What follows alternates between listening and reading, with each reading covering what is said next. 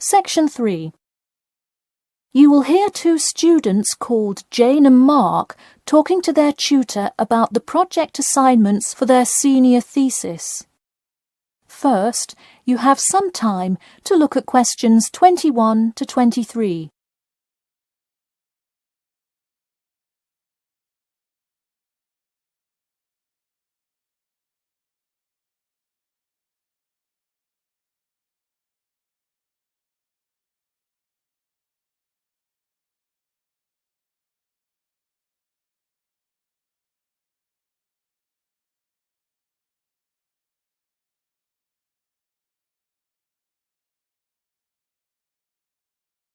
Now listen carefully and answer questions 21 to 23.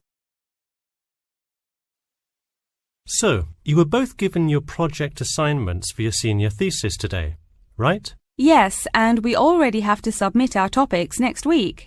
But how could they give us a grade this soon? No, next week's due date will not be counted towards your final grade. The teachers are just going to read your topic and give you feedback.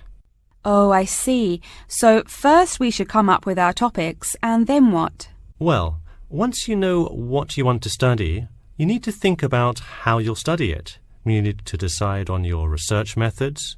The methods will be the main part of your paper. What about the results section? Well, I can give you feedback on that, but you will be the one carrying out an experiment, and thus will have to produce the results on your own. What I would like to do today is practice writing research papers before you even begin your report. I'll give you samples of old data from past experience, and you can practice writing results and drawing conclusions. I think that would be really helpful.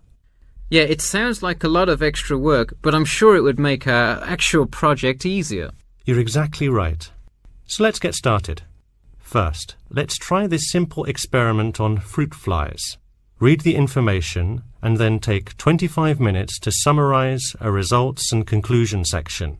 That's really important. Pay attention to the time limit. OK, does it still have to be 6,000 words? No, don't worry about that. What if we get off topic? I wouldn't worry too much. You'll have so much information to write about that it should be easy to stay on topic. Before you hear the rest of the talk, you have some time to look at questions 24 to 30.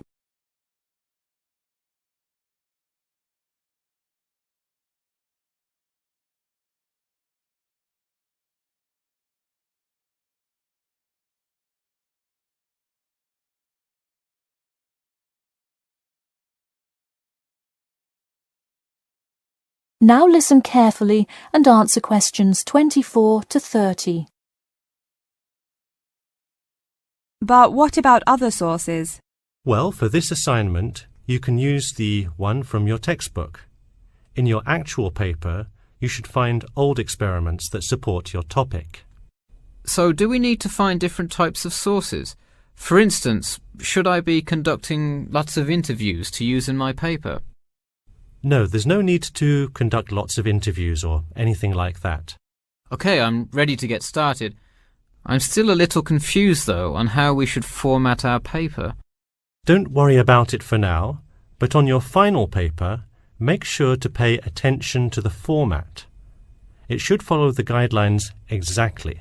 Oh man, I'm starting to understand why they give us all semester to do this. Are there any other small details like that we should know about? Not a whole lot.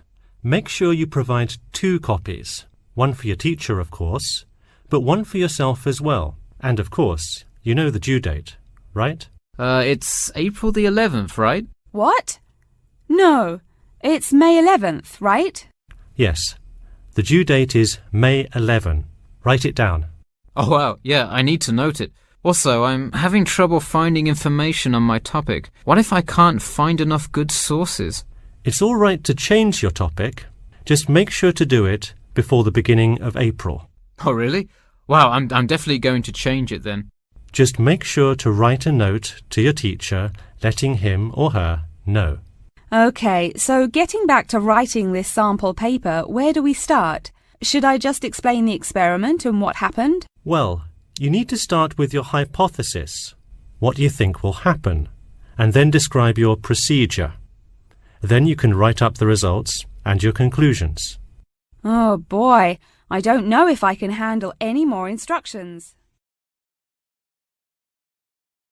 That is the end of section 3.